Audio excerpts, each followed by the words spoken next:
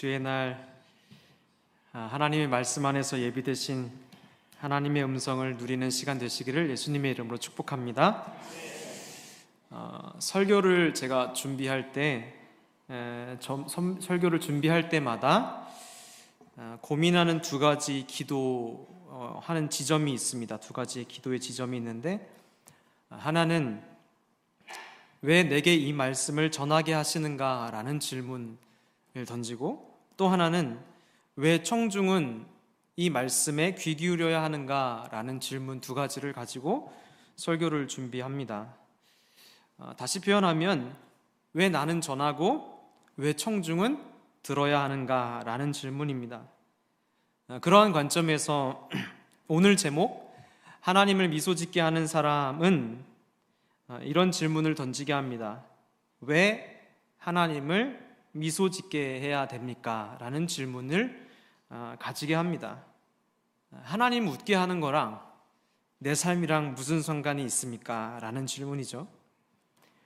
이런 질문들을 가지고 여러분과 말씀 안에서 하나님이 주시는 의미와 그 은혜를 묵상해 보려고 합니다. 보통 사람은 삶의 목표가 자기의 미소에 있습니다. 다시 말하면 내가 좋고 내가 기쁘고 내가 만족스럽게 사는 것이 인생의 목표인 사람들이 대부분이죠. 심지어 예수님을 믿는다라고 말하는 것의 그 목적도 내가 복받고 내가 좋고 내가 평안하고 내가 즐거워하기 위한 도구로 이용하는 분들도 있을 것입니다. 그런데 성경은 아주 분명하고도 명확하게 하나님께서 우리를 왜 지으셨는지, 왜 우리를 빚으시고 하나님의 생명을 불어넣어 소중하게 창조하셨는지 그 이유를 말해주고 있습니다. 이사야 43장 21절 말씀 보시면, 이 백성은 내가 나를 위하여 지었나니 나를 찬송하게 하려 함이니라. 하나님께서 우리를 왜 지으셨냐면 하나님 자신을 찬송하게 하려고 우리를 지으셨다라고 분명하게 말씀하셨죠. 그러니까 우리가 살아가는 목표와 목적과 하나님이 말씀하시는 목적이 완전히 달라요. 우리는 내 만족, 내 유익, 내 기쁨이 내가 살아가는 이유와 목적이라고 생각하지만, 실상 우리를 처음 빚으신 하나님, 제작자의 의도는 그게 아니었다는 거예요. 제작자의 의도, 우리를 제작하신 분, 우리를 만드신 분의 목표가 그것이 아니었다는 것이죠. 이 말씀을 읽으면서 우리는 하나님과 우리 사이의 관계를 명확하게 확인할 수 있습니다. 이 말씀 속에 우리를 뭐라고 얘기하시냐면 만들었다, 지었다 이렇게 표현하시죠. 그러니까 우리는 어떤 의도와 목적을 가지고 하나님이 계획한 의도 아래 만들어진 존재라는 것이에요. 그런데 이런 말씀을 듣고도 많은 사람들은 아닌데, 내가 내 삶의 주인이고 내 삶은 내 것인데, 내가 원하는 대로 하는 것인데 라고 말할 수도 있을 것입니다. 그런데 여러분, 그렇게 생각한다고 해서 하나님과 우리 사이의 관계가 변하지는 않아요. 하나님이 애초에 제작하실 때 자기 의도를 명확하게 성경에 써놓으셨잖아요. 그러니까 우리가 아니다, 내가 원하는 대로 사는 것이 좋은 것이다, 인생은 내가 주인 되어 사는 것이다 라고 스스로 그렇게 여길지라도 실제로 하나님의 의도가 바뀌지는 않는다는 것이죠. 그냥 우리가 우리 스스로의 개인적인 유익과 만족을 위해 타협하거나 스스로 속이는 것에 불과하다, 이렇게 여길 수 있는 것입니다. 로마서 14장 8절에서 9절 말씀 보시면, 우리가 살아도 주를 위하여 살고 죽어도 주를 위하여 죽나니 그러므로 사나 죽으나 우리가 주의 것이로다. 이를 위하여 그리스도께서 죽었다가 다시 살아나셨으며 곧 죽은 자와 산 자의 주가 되려 하심이라. 하나님께서 이 땅을 지으시고 또 사람을 지으셨죠. 그리고 또 시간이 흘러서 죄악에 빠진 영혼들을 구원하시기 위해서 많은 사람을 대신하셔서 십자가에 달려 죽으시고 부활하셨어요. 이런 창조부터 십자가 부활에 이르는 이런 일련의 사건들을 통해서 하나님이 우리에게 말씀하고자 계신 것이 무엇이냐면 주인이 있다는 거예요. 사람은 주인이 있고 사람은 의도된 목적이 있다는 거예요. 이 땅에 빚어진 계획과 의도가 있다는 거예요. 하나님 그거 얘기하고 싶으신 거예요. 곧 죽은 자와 산 자의 주가 되려 하신다. 주인이 있다는 사실을 알려주고 싶은 거예요. 왜냐? 사람들이 자꾸 하나님 없이 내가 주인이라고 생각하면서 살기 때문에 그렇습니다.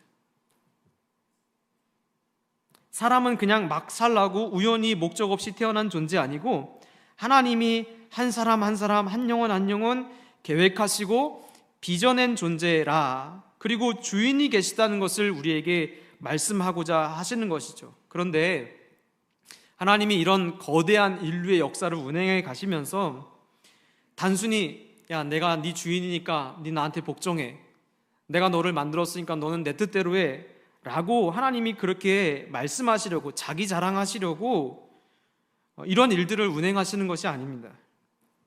하나님께서 우리를 피조물로 만드셨지만 우리를 너무 사랑하셔서 창조주와 피조물의 관계가 아니라 아버지와 아들의 관계로 우리를 바꾸어 놓으시기로 생각하신 거예요.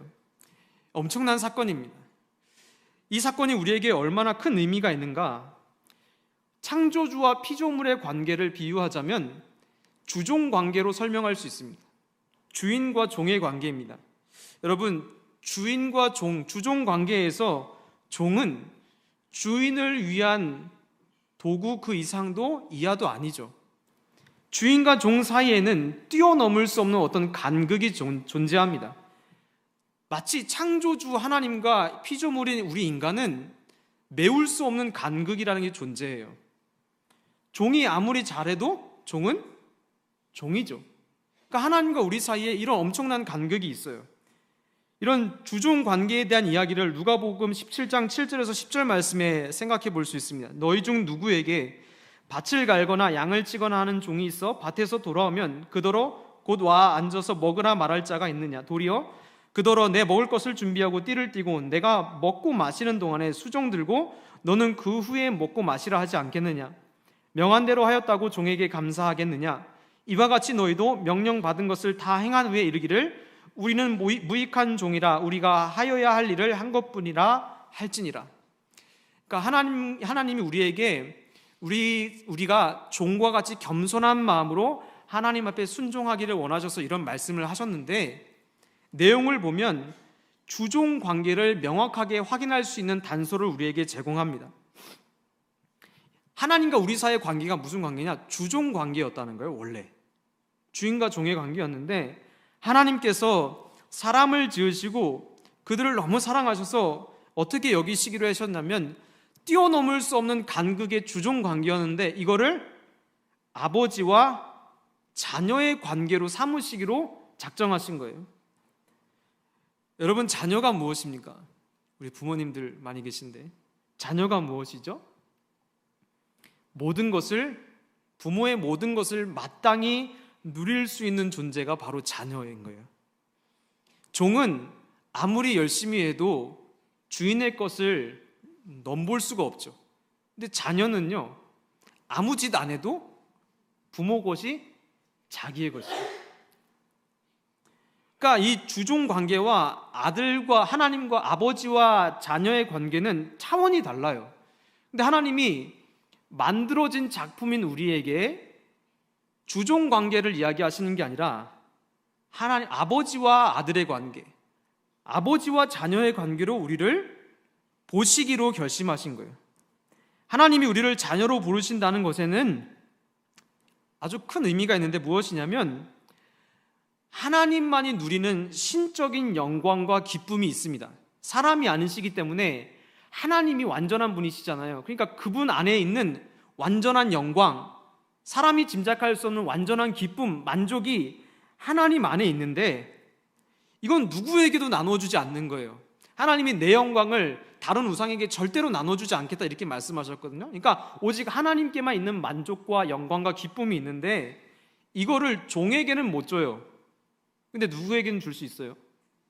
자녀에게는 줄 수 있는 거예요. 하나님이 우리를 자녀로 부르신다는 것은요, 하나님만이 누리고 있는 영광과 기쁨을 너희에게 주고자 한다라는 것을 우리에게 말씀하시는 자기 표현인 거예요. 요한복음 1장 12절에 보면 영접하는 자 곧 그의 이름을 믿는 자들에게는 하나님의 자녀가 되는 권세를 주셨다. 자녀가 되는 권세를 주셨다. 믿는 자에게 자녀가 되는 권세를 주셨다는 거예요. 하나님을 믿는다는 것은 하나님을 떠나 죽음을 향해 걷고 있는 내가 오직 하나님만이 받으셔야 할 영광과 찬송, 그 영원한 기쁨을 내 노력이나 수고가 아니라 전적으로 하나님의 사랑과 은혜 속에서 자녀로 여겨주심을 통해 얻어지는 것임을 고백하는 거예요. 하나님의 그 완전한 사랑과 기쁨을 전적으로 하나님이 그렇게 여겨주시는 거죠. 자녀라고 불러주셔서 우리가 그것을 누리는 자임을 고백하는 것이 바로 믿음이다라고 이야기합니다. 그러므로 믿음이라는 것은 내 기쁨, 내 만족, 내 유익이 아니라 하나님의 자녀로 누리는 기쁨, 그 만족이 세상에서 얻는 기쁨과 만족과는 비교할 수 없이 크다는 것을 아는 사람만이 믿는 자가 되는 거예요. 믿음을 고백하는 자가 되는 거예요. 자녀가 되었다는 사실을 믿는 자가 되는 거예요. 하나님의 자녀가 되었다는 사실을 진짜 믿는 자들은 내가 내 유익, 내 만족, 내 기쁨을 추구해서 얻어지는 그 어떤 기쁨보다, 영광보다 하나님 안에서 누려지는 것이 훨씬 더 큽니다 라고 믿기 때문에 하나님을 따라 살아가는 거예요. 히브리서 11장 5절, 오늘 우리가 읽은 본문이죠. 믿음으로 에녹은 죽음을 보지 않고 옮겨졌으니 하나님이 그를 옮기심으로 다시 보이지 아니하였느니라. 그를 옮겨지기 전에 하나님을 기쁘시게 하는 자라는 증거를 받았느니라. 오늘 본문 말씀에 믿음에 대한 이야기 속에 한 인물을 소개하고 있습니다. 에녹이라는 사람인데, 이 에녹은 창세기에 기록되어 있는 인물로 인류의 시작 지점의 삶을 살았던 사람이죠. 이 에녹에 대한 기록이 많이 있진 않지만 몇몇 구절을 통해서 에녹에 대한 모습을 우리가 확인할 수 있는데, 뭐라고 표현하냐면 하나님을 기쁘시게 하는 자였다, 이렇게 표현합니다. 오늘 제목처럼 조금 바꿔 표현하면 하나님을 미소 짓게 하는 사람이었다라는 표현입니다. 여러분, 어떤 작품을 만들었을 때 그 작품을 만든 사람의 마음을 흡족하게 하는 것이 무엇일까요? 어떤 영화를 만들거나 어떤 글을 쓰거나 어떤 미술 작품을 내거나 어떤 창작품을 만들었을 때 무엇이 그 만든 사람을 흡족하게 할까요? 많이 파는 것도 중요하죠. 많이 파는 것도 중요하지만 더 중요한 것은 무엇이냐면 만든 사람의 의도를 헤아려 주는 거예요. 이 사람이 얼마나 깊은 고민 가운데 심혈을 기울여서 어떤 의도를 가지고 만들었는지를 헤아려 주는 거죠. 이 작품은 작가가 이런 고민 속에서 이러한 마음으로 이것을 만들었구나라고 헤아려 주는 사람을 만날 때 이 제작자가 기쁨이 배가 됩니다. 에녹의 시대는 인류가 시작한 지 불과 한 600년 정도 지난 시기였고, 그 시기는 인간의 시작, 인류의 시작이라고 말할 수 있는 아담이 여전히 살아있던 시기였습니다. 600년 정도인데 아담이 한 900살까지 살았잖아요. 900 몇 살까지. 그러니까 아직 창창할 시기였죠. 아담이 600년이면 여전히 시퍼렇게 살아있을 시기였죠. 그래서 어찌 보면 하나님에 대해서 모를 수가 없던 시기예요. 왜냐? 인류의 시작이 살아있잖아요. 그가 경험한 게 있고 그 경험을 통해서 자녀들에게 계속 전승되어져 왔을 거 아니에요? 그러니 하나님에 대해서 모를래야 모를 수가 없는 시기였어요. 그런데요, 참 아이러니하게도 에녹이 살았던 시대는 대다수가 하나님을 떠나 살던 시대입니다. 참 신기하죠. 아담이 시퍼렇게 살아있는데 하나님을 모를 수가 없는 시대인데, 불과 세상이 시작된 지 600년밖에 흐르지 않았는데 대다수가 하나님을 떠나 살고 있던 시대. 유다서에서 그 내용을 확인해 볼 수 있습니다. 유다서 1장 14절 15절 말씀 보시면, 아담의 7대 손 에녹이 이 사람들에 대하여도 예언하여 이르되, 보라, 주께서 수만의 거룩한 자와 함께 임하셨나니 이는 뭇사람을 심판하사 모든 경건하지 않은 자를 경건하지 않게 행한 모든 경건하지 않은 일과 또 경건하지 않은 죄인들이 주를 거슬러 한 모든 완악한 말로 말미암아 그들을 정죄하게 하려 하심이라. 계속 반복돼서 무슨 말인지 잘 모르시겠지만 무슨 얘기예요? 하나님을 떠난 사람들이 지독하게 많았다는 거예요. 그 시대가.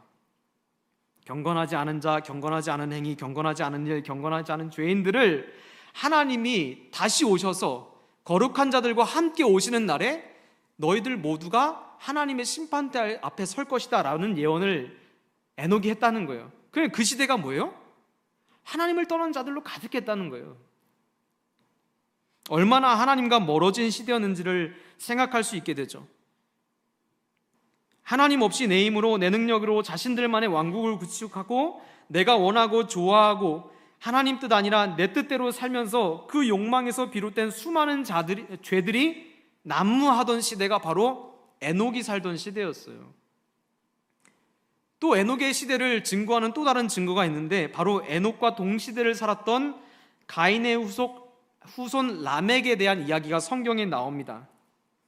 라멕은 하나님을 떠난 자들의 대표격으로 성경에 등장하는데 에녹이 셋 하나님의 백성의 계보라면 이 라멕은 가인의 자손으로서 하나님을 떠난 자손의 계보예요. 근데 똑같이 아담으로 출발하면 6대손인 거예요. 그러니까 똑같은 시기를 살았던 것이죠. 근데 이 라멕이 성경에서 어떻게 했는지 뭐라고 증언하냐면 자기에게 가벼운 상처를 입힌 어떤 소년이 있었는데 그 소년을 죽음으로 갚아주었다고 당당하게 성경에서 이야기하는 내용이 나옵니다. 나를 살짝 생채기를 냈는데 자기가 당한 걸 못 참아서 내가 얘를 죽였다는 거예요. 이걸 당당하게 얘기하는 거예요. 나는 갚아주는 자, 조금도 손해보고 싶지 않은 그의 마음, 그리고 하나님이 만드신 생명을 얼마나 가볍게 여기고 있는지, 그 분노를 얼마나 다스리지 못하고 자기 멋대로 살았는지를 보여주는 단서와 같은 내용입니다. 조금 생채기 냈다고 사람을 죽여버린 거예요. 마음에 안 든다고. 에녹의 시대가 그런 시대였어요. 죄가 들어온 인간은 이제 더는 하나님의 간섭을 원하지 않았습니다. 내 뜻대로 살고자 했고 그것을 자유라고 유혹하는 사탄의 속삭임과 손잡고 모든 것을 자기 기준으로 합리화하면서 살았던 시대인 거예요. 여러분 다시 생각해 보세요. 세상이 시작된 지 600년밖에 안 흘렀어요. 하나님 입장에서 한번 생각해 보십시오. 하나님이 소망을 품고 계획 안에서 정말 아름다운 꿈을 꾸시면서 인류를 만드셨잖아요. 아름답게 창조하시고 사람이 지을 공간들을 멋지게 지으시고는 사람을 만들어 놓았는데 하나님과 함께 영원한 기쁨을 나눌 수 있는 존재로 하나님께서 그렇게 빚어가기를 원하셨는데 시작된 지 한 1000년도 안 지난 거예요. 600년도 지나지 않아서 사람들이 하나님을 안 찾고 자기가 왜 만들어졌는지를 궁금해하지 않는 거예요. 하나님은 분명히 우리를 만드셨는데 하나님의 의도를 가지고 만드셨는데 하나님이 자기를 왜 만들었는지, 내가 이 땅에 왜 존재하는지, 나는 왜 태어났는지 관심 없는 거예요. 하나님은 세상에 있는 사람들을 사랑하시죠. 사랑하셨습니다. 그런데 그곳에 하나님을 미소 짓게 하는 사람은 없었어요. 하나님은 사람들을 사랑하셨는데 사람들 중에 하나님을 기쁘게 하는 사람들이 없었다는 거예요. 모두가 자기 욕망을 따라 살고 하나님의 형상을 따라 창조된 우리가 왜 그렇게 다른 피조물과 다르게 구별되게 창조되었는지, 하나님은 우리를 통해 무엇을 하시고자 하는지, 하나님의 놀라운 계획은 무엇인지 안 궁금한 거예요. 그저 자기가 좋아하는 것, 자기가 하고 싶은 것, 자기가 누리고 싶은 것에 목매달고 살아가는 인생이 되었던 것이죠. 그렇게 모든 사람이 휩쓸려 가듯이 하나님을 떠난 인생으로 살아가고 있을 때 그 사이에 에녹이 살고 있었어요. 근데 이 에녹은 그런 세상 사이에서 하나님의 의도를 헤아리는 사람이었다라고 말합니다.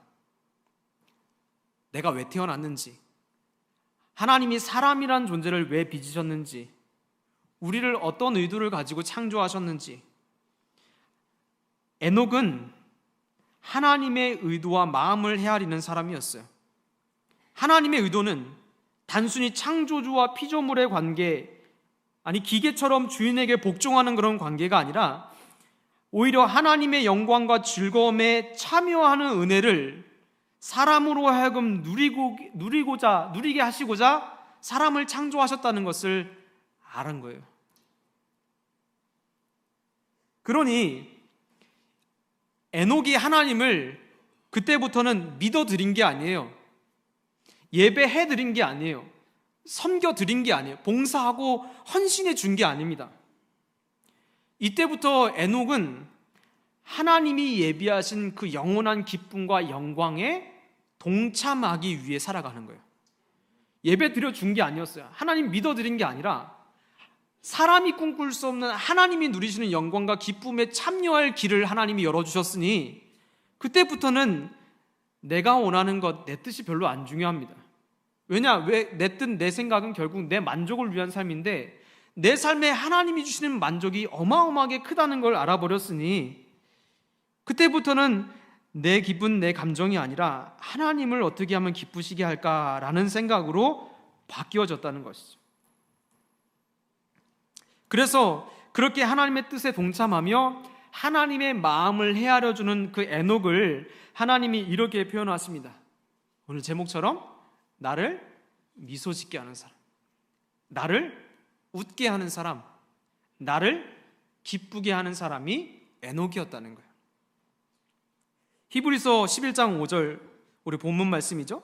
믿음으로 에녹은 죽음을 보지 않고 옮겨졌으니 하나님이 그를 옮기심으로 다시 보이지 아니하였느니라. 그는 옮겨지기 전에 하나님을 기쁘시게 하는 자라는 증거를 받았느니라. 하나님을 기쁘시게 하는 자, 나를 웃게 하는 사람이라는 증거를 하나님이 그에게 허락하셨다는 거예요. 많은 사람들이 나를 한숨 짓게 하고 슬프게 하는데 에녹은 하나님의 마음을 헤아리고 자기를 웃게 해준 사람이라는 거예요. 하나님이. 창세기의 표현을 볼까요? 창세기 5장 24절의 말씀에 보면 에녹이 하나님과 동행하였더니 하나님이 그를 데려가심으로 세상에 있지 아니하였더라. 창세기에는 에녹이 하나님과 동행했다라고 표현합니다.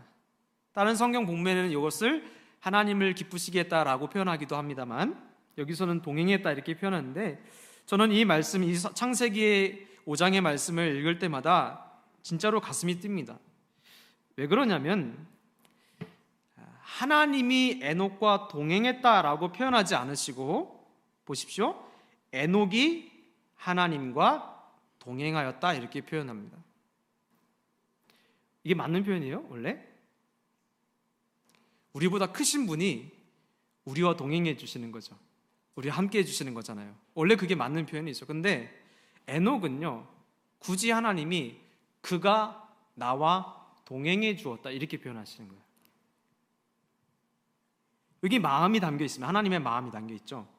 무슨 마음입니까? 내 마음을 알아준 사람이란 표현이에요. 에녹이 하나님과 동행했다는 표현은 내 마음을 알아준 사람이라는 표현이에요.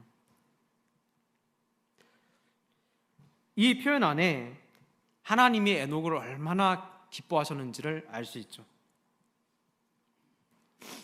동행이라는 단어는 히브리어로 할라크라는 단어인데요. 이 내용은 가다, 걷다, 함께 가다, 함께 걷다 이런 의미가 있어요.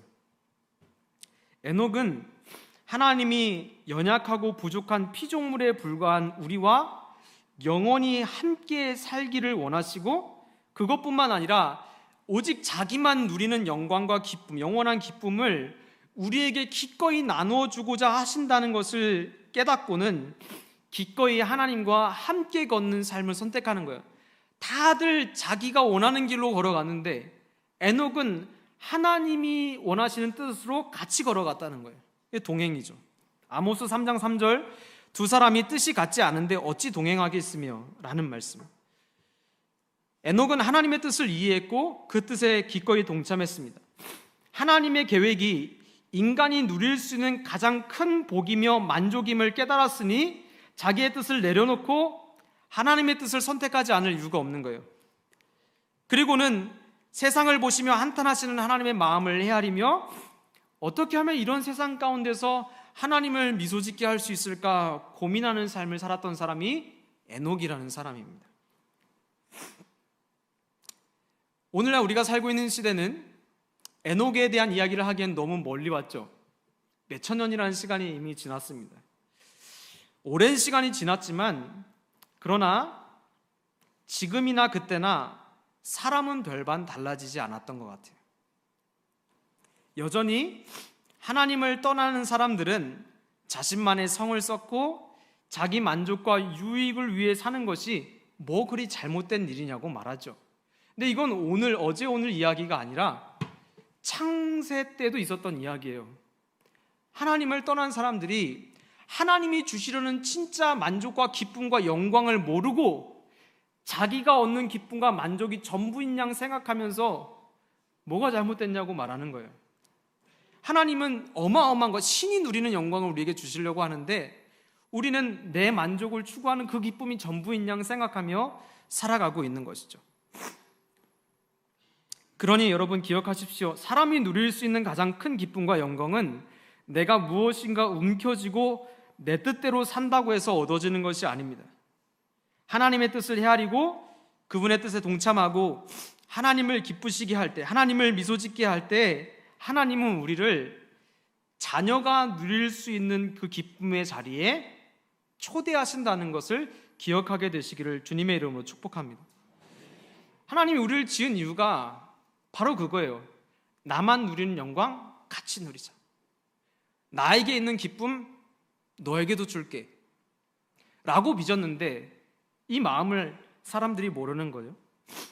에녹은 그 당시에 사람들 사이에서 가장 짧은 인생을 살았습니다. 성경에 여러분 창세기 보시면 아담의 계보에 있는 사람들이 대략 몇 년 정도 살았죠? 창세기는 보셨죠? 평균 수명이 어느 정도 되나요?